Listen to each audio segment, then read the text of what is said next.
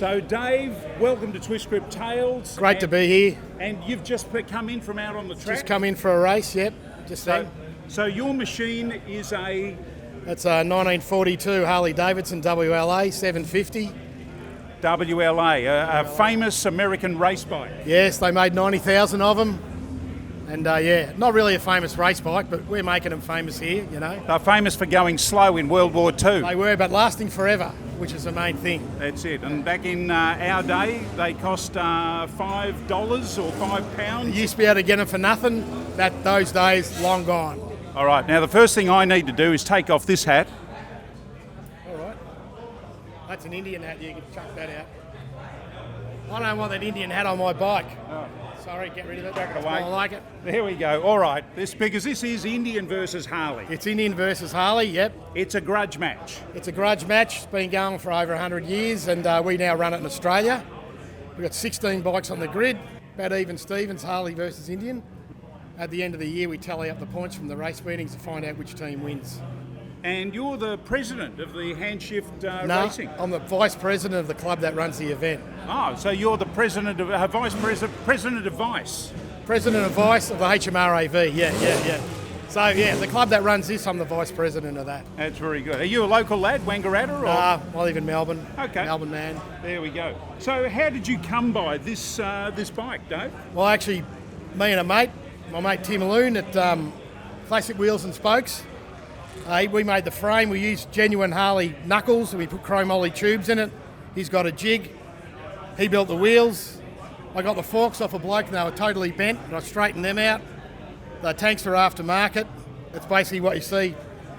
So what you get's a close ratio gearbox in it, Evo valves, Lincoln carby off another model, bigger intake manifold. So Evo valves, we're talking about the Evo being the Evo Harley. Yeah, stainless steel Evo valves. 1982, designed by Porsche. No, that's later than that. 1985. 85. Yeah. Designed by, so you got Porsche Go Fast valves in it. Yeah, must have. Yeah, there you go. So that's got stock cams in it. It's pretty stock, really, apart from that. So for those that don't know, you're running an original carburetor here too. Yep, that's a Lincoln carburetor. Lincoln, yes. Yep. And you've got the velocity stack facing you, not the wind. No, if you have it facing the other way, it sucks in too much air and you can't tune it. You got to have it that way. We'll come around and have a close look at the carby. This is the ancient dark art of tuning side valves. Yes. Yeah, if you have it facing the front of the bike, too much air goes in and they'll just lean off. And we don't want lean off. What we want is lean into the wind and go faster. Exactly what we want. That's exactly what we want. That's right. So these are a very early side valve, basically a carryover from the F-head, the JDs. Yeah, they're a carryover, yeah. And we've got a separate gearbox. Separate gearbox. They had cast iron heads. These had alloy heads. Saying that, some of these also had cast iron heads as well. They're just cool better with the aluminium head. Yes, and they're a very cool bike all over. Yeah, cool. Don't put your hands on it now, though. It won't be that cool. Crackling away. So, 3-speed gearbox? Yeah, I actually got a 4-speed in mine. But as you can see, I've blanked out first gear. I only use 3 gears in this class, so I had to blank that out. And you've got a very sophisticated way of blanking out first gear. We'll get a close-up shot of that. Correct. Too. Yep. So where's the gearbox from? It's an American gearbox. Not a WLA? It's a WLA outside, but inside it's a European gearbox. Oh, okay, so they throw in an extra gear just because they're Europeans? No, because the 3-wheel of the Cervicar had a reverse. Oh, okay. So the extra gear's in where the reverse goes. They've all got the space for it, so it's got where the other gear is. So, all right. Yeah. But effectively, just like we were talking earlier to the other side of the hand shifters, they're saying that you use first gear to take off, but then that blanks out, and you're only racing with 2 gears anyway. We don't have that system. We just have straight gears. Because it's a Harley. Because it's a Harley, and it's the way they just design them different gearbox. And you've got a close ratio gearbox, so you can use all 3 ratios? I use all 3, but once I get going, I just use 1. Because it's a Harley. I just hold it in the same gear because a gear shift takes so long. By the time you're coming down the straight and you chuck it in a top gear, you've got to chuck it out of top gear straight away. So it's like a 1 or 2 second time loss. We just hold it flat out. You don't get that time loss. And one of the advantages with side valve, I can see from your tacho here. There's no tacho. There's what sort of tacho? Just a feel in the backside.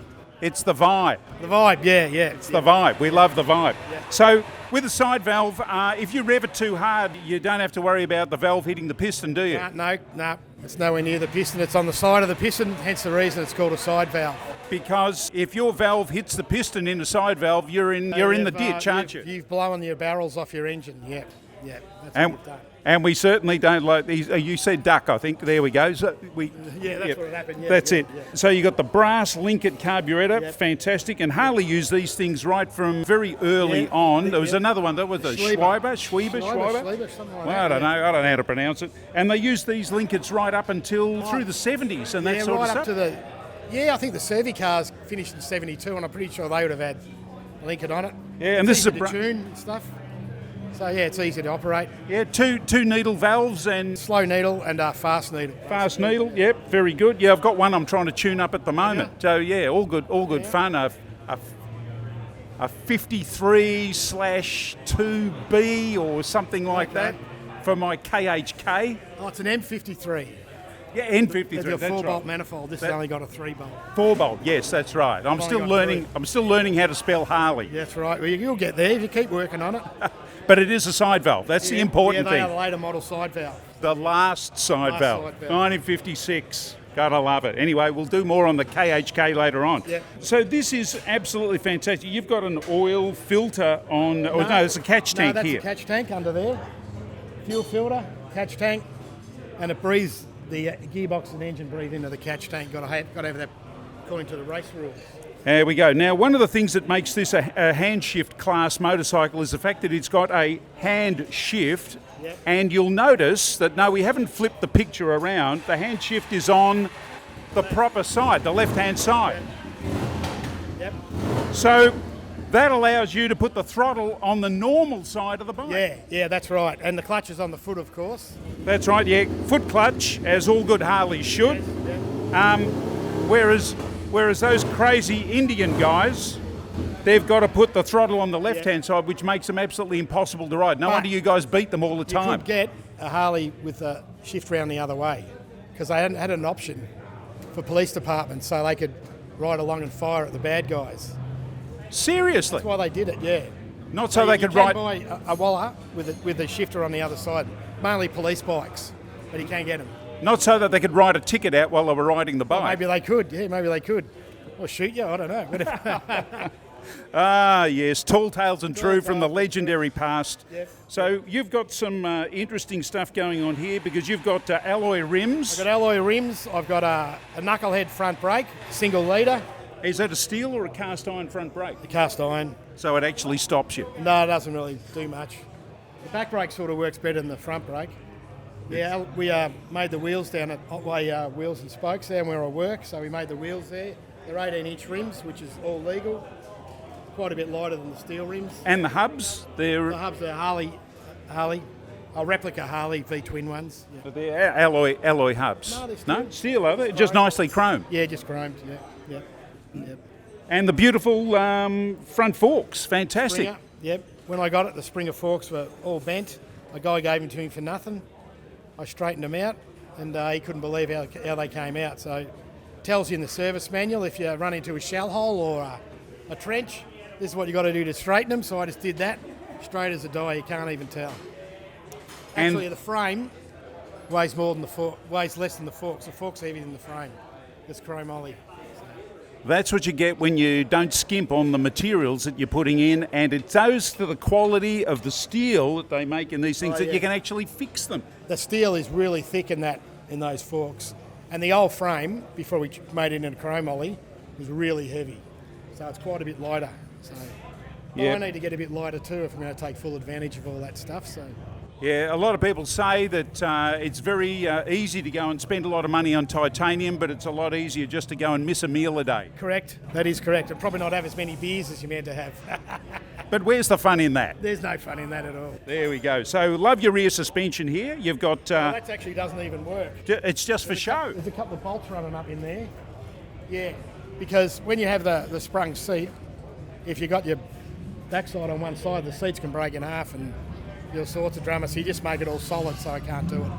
Because you're only out there for a few laps anyway. Yeah, 4 to 5 laps normally, yep.